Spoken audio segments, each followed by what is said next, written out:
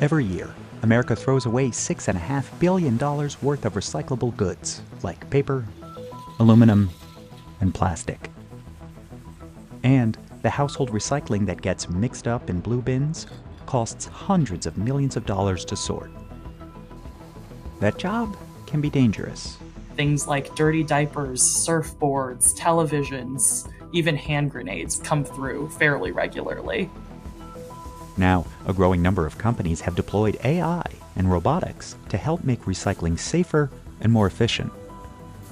Matanya Horowitz, founder of the robotics company AMP, spent 6 years perfecting his trash handling robots. This little robot right over here, it's just a valve. It just uses a little piston and kind of flicks things off from the side. We went to AMP's biggest recycling plant in Cleveland, Ohio, to see if AI can help fix recycling. The U.S. is one of the world's biggest waste producers, and only recycles about a third of its eligible trash. That's much lower than other countries like South Korea and Germany, which recycle more than half of their garbage. In America, waste management is a local issue. The country has over 9,000 different recycling programs, making it difficult to standardize at scale. As a result, U.S. recycling varies greatly by state. Today, California and Oregon have the highest residential recycling rates in the U.S. at 37%, while Mississippi and Louisiana have the lowest, at 8%. For decades, the U.S. could rely on countries like China to buy mostly unprocessed trash. From 1992 to 2017, the U.S. exported $11 billion worth of recyclable waste to China, largely unsorted. But in 2017, China said it no longer wanted to import contaminated materials like plastics and paper products.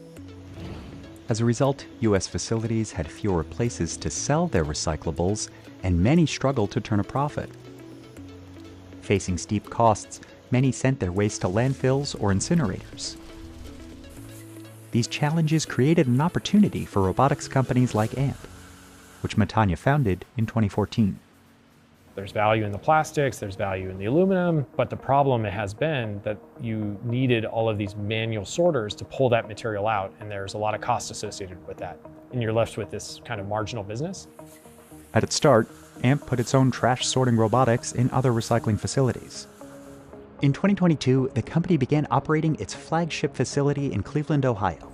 This AMP1 facility, as it's called, runs on AMP machinery and software. A big part of what we do is focused on making that automated, making it so people don't have to touch garbage, and also making it so that this technology can sort through dirtier and dirtier material streams. So you can require less of consumers and really have a solution that is pervasive. The facility gets its waste from plastic manufacturers and materials recovery facilities, or MRFs, that have earmarked these bales for landfill. For most of America's recyclables, this is their only chance to avoid being sent to the dump. Dozens of workers use specialized machines like trommels and screens to sort trash. MRFs can sort roughly 87% of the materials they receive. But workers can be exposed to sharp objects like used syringes and batteries or aerosol cans that can explode. AMP's plant in Cleveland has 15 employees, and they rarely touch garbage. Instead, a fleet of cameras and air jets get the trash sorted. Kevin Papage's job is to make sure AMP's automated plants are running smoothly. We view this building as an entire robot. There's very little hands-on sortation that takes place in this facility.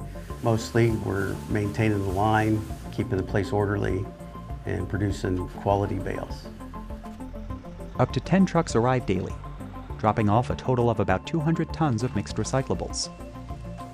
It all arrives in giant 1,500-pound bales. Forklift operators drop them into a reducer, which breaks them apart with metal teeth. The material we get in this facility comes from the eastern half of the United States. We receive material as far away as Iowa and Alabama and Florida. Cliff, you copy. Cliff. Go for Cliff. Full line start. Full line start. Thank you, sir. After the bales are broken, they come through the sortation line. The first step is the ferrous offtake. A rotary magnet pulls iron-based metals off the line.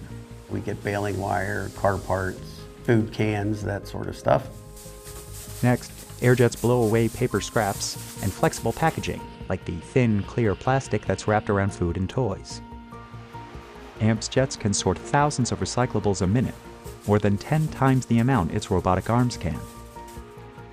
Any remaining materials travel along these belts, passing under cameras that ID and track them using AMP's custom-made deep learning neural network.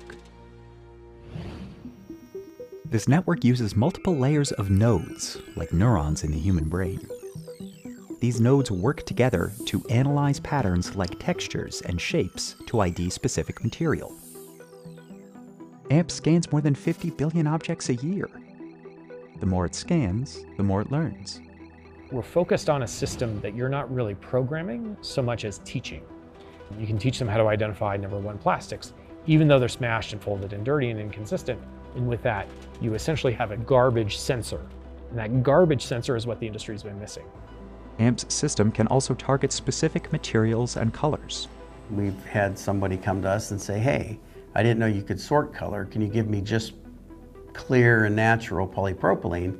And we were able to do that by just adjusting the neural net and giving them that bale. Because everything is tracked, the plant can detect problems on the line.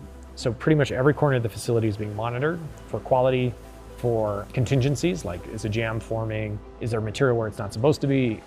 Eventually, AMP's trash gets to the recirculating line, a belt that moves missed material back into the sortation line. We're currently capturing 85 to 90% of all the product we send through the line. Once the materials are sorted, they fall into their own bunkers. From there, those bunkers are emptied and then moved to the baler operation, where we can actually bale each unique commodity and then goes into finished goods for sale. Bales of recyclable plastics get more valuable the better they're sorted. The higher the purity, the higher the price. We're always geared up for 90+% purity inside of our bales, and I think we hit that 100% of the time. AMP sells those bales to other recycling mills, which use them to make plastic bottles, aluminum cans, and car parts. The company also sells its tech to other recyclers. Today, its systems support nearly 100 facilities around the world. But AMP's machines can't ID every piece of trash. This is where AI still needs an assist from humans. Images of missed material are sent to a team of human annotators in India, who identify and label them in the neural net to train the AI. Human annotators are going through that data, looking for mistakes. We are also always getting more specific about what we identify. So at first, it was enough to say that this was a number one plastic. Now we say, oh, we also want to know what color it is, what form factor it is, and what brand it is. The company says its AI-trained machines and leaner workforce help make AMP-1s up to 50% cheaper to run than traditional MRFs. It also runs an R&D lab in Denver, where the team studies information gathered by its hundreds of sorting devices around the world. They're all uploading data to this cloud infrastructure we built. We then have people go through that data set and say, here's what's number one plastics, here's aluminum cans, and everything else. Joe Castagneri leads AMP's software development. The video feed is coming in, it's received in the computer, and we pass it through the brain of AMP's system, which is the neural network, which is looking at those images, trying to figure out what those things are. These green outlines are for natural high-density polyethylene. There's also an aluminum can under there. But making sure these computers work under real-life conditions is a challenge. You have to get it to work in a hot, dusty, trash-filled environment that's 80 degrees or 40 degrees. The company says it has buyers for all the waste that flows through the AMP1 facility in Cleveland, but it has trouble selling waste at some of its other facilities. The real challenge is there are a lot of materials we can recycle where there isn't what we call an end market. There isn't somebody who will buy it and use it. Number one plastics that's colored, almost nobody wants. We can sort it out all day, nobody will buy it, and it means that we sort it out and it just goes right to the landfill anyway. Part of the problem is that making new plastic is often cheaper than recycling it, especially when oil prices are low. Some US states have passed extended producer responsibility laws, or EPRs, that hold manufacturers accountable for the waste they create. Right now, 5 U.S. states have passed EPR laws targeting packaging waste. Broadly, I think these rules are important and they're good, but I worry that people are going to think that incremental improvements are good enough. People should be aiming for doubling the diversion rates that they have now, and they should be aiming to do that in the next several years. And it's possible. It's possible with technology like ours, it's possible with other technology. For now, he's focused on growing AMP's facilities and getting its tech in more recycling centers around the world.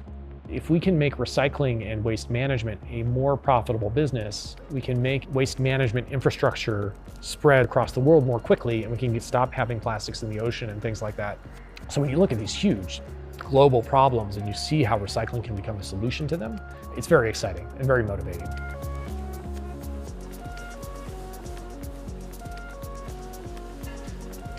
The hardest part of the job, it is not the robots.